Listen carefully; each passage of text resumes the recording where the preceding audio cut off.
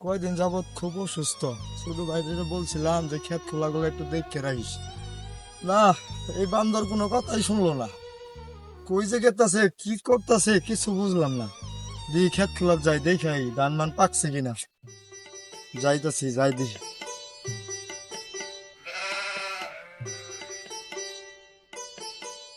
ধান তো বড় পাকা পাকা অবস্থা, আর 4-5 দিন গেলে হয়তো বা কাটনি করবো। কামলা মামলা নেন রাখবো, হাতে টেয়া পয়সা নাই। কারে কি কই কই যায় টেয়া পয়সা নিয়ে আই, বুঝতাছি না। শরীরটাও ভালো না। ভাই ওডে, তুমি অসুখ শরীর নিয়ে খেতে আইছো কে? আমার কইলে তো হইতো, আমি দেখে গেতাম। তোমার অসুখ শরীর নিয়ে খেতে আইছো, শরীরটা ভালো না তোমার। বাড়ির জি গাইলাম তোমার কথা, ভাবি কইলো তোর ভাই খেতে গেছে, এই কারণে আমি আসলাম। তুমি যে আমার এই কথা কইলি যে আমি ক্ষেত খোলা দেখমুনি, আমি অসুখ শরীর নিয়ে তোরে আমি কইলাম যে তুই ক্ষেত খোলা গুলো একটু দেখে রাখিস। বিশাল দেখছস না তুই?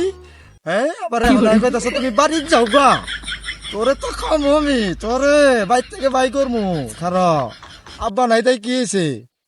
খাইতাছ বয়ে বয়ে এলে আবার খবর নাই। তোরে তোরে কিনে দিয়ে তোরে তোরে মারমু। দেহমনি মাইরো মাইরো, বাবুর সম্পদ তোমার এক লাইনে, আমারও বাগ আছে এনু।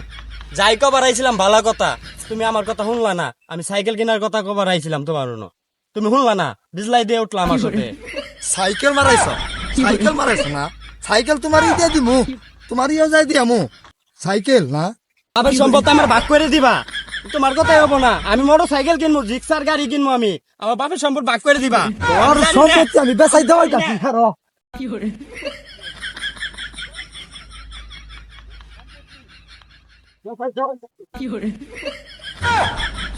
আজকে খালি বাড়িতে আইস, আজকে বাড়িতে আয় দেখিস তোর সম্পত্তি তোরে কাইটে কুটে জীবিদে পা সুবিধা ভালো করে দিয়ে দিমু তোরে। তুই আইস বাড়িতে আজকে, আইস আজকে আইস। বাইগান।